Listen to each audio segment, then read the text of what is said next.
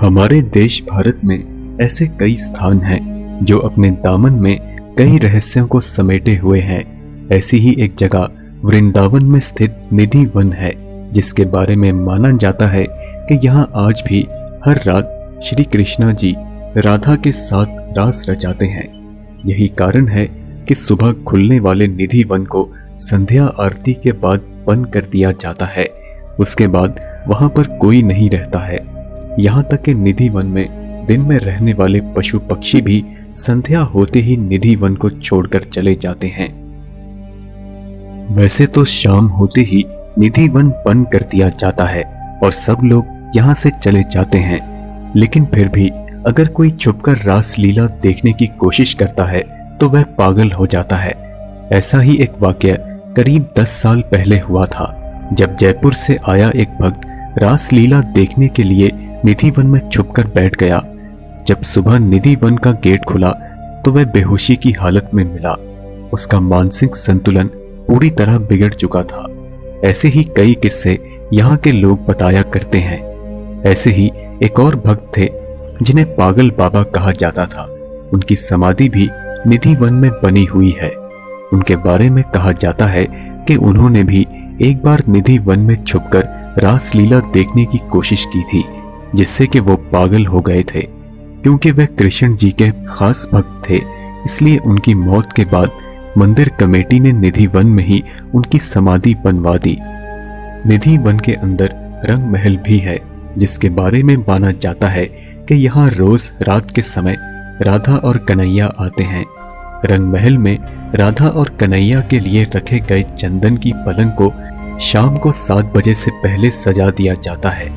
पलंग के बगल में एक लोटा पानी, राधा जी के श्रृंगार का सामान और दातुन के साथ पान रख दिया जाता है। सुबह 5 बजे जब रंग महल का पट खुलता है तो बिस्तर अस्त व्यस्त, लोटे का पानी खाली, दातुन इस्तेमाल किया हुआ और पान खाया हुआ मिलता है। रंग महल में भक्त केवल श्रृंगार का सामान ही चढ़ाते हैं और प्रसाद के रूप में उन्हें भी श्रृंगार का सामान मिलता है। निधि वन के पेड़ भी अपने आप में रहस्य हैं। जहां हर पेड़ की शाखाएं ऊपर की ओर बढ़ती हैं, वहीं निधि वन के पेड़ों की शाखाएं नीचे की ओर बढ़ती हैं। हालात ये हैं कि रास्ता बनाने के लिए इन पेड़ों को डंडों के सहारे रोका गया है। निधि वन की एक और खासियत यहाँ के तुलसी के पेड़ हैं। निधि वन में तुलसी का हर पेड़ जोड़े में है। इसके पीछे ये मान्यता है कि जब राधा संग श्री कृष्णा वन में रास रचाते हैं, तब यही जोड़ेदार पेड़ गोपियां बन जाते हैं। जैसे ही सुबह होती है तो सब दोबारा तुलसी के पेड़ में बदल जाते हैं। साथ ही एक और मान्यता ये भी है कि इस वन में लगे तुलसी की कोई भी एक डंडी तक नहीं ले जा सकता है। कहा जाता है कि जो लोग भी उन डंडियों को तोड़कर ले गए वह किसी न किसी हादसे का शिकार हो गए, इसलिए इन्हें कोई नहीं छूता। यहाँ तक कि इस वन के आसपास बने मकानों में खिड़कियां भी नहीं है।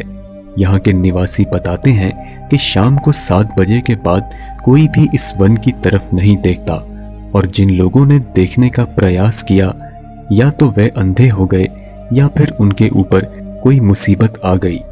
जिन मकानों में खिड़कियां हैं भी, उनके घर के लोग शाम के 7 बजते ही खिड़कियां बंद कर देते हैं।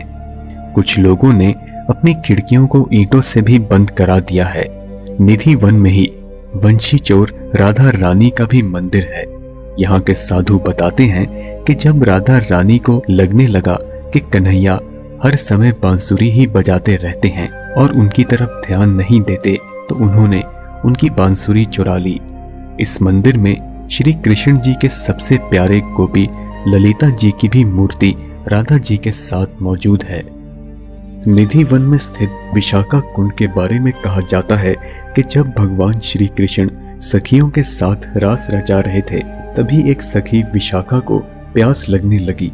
कोई व्यवस्था न देखकर श्री कृष्ण जी ने अपनी बांसुरी से इस कुंड की खुदाई कर दी, जिसमें से निकलते हुए पानी को पीकर विशाखा सखी ने अपनी प्यास बुझाई और इस कुंड का नाम तभी से विशाखा कुंड पड़ गया। दोस्तों, पसंद आई तो इसे लाइक और शेयर जरूर करें। हम जल्द ही आपसे अगली वीडियो में मुलाकात करेंगे। तब तक के लिए इजाजत दीजिए।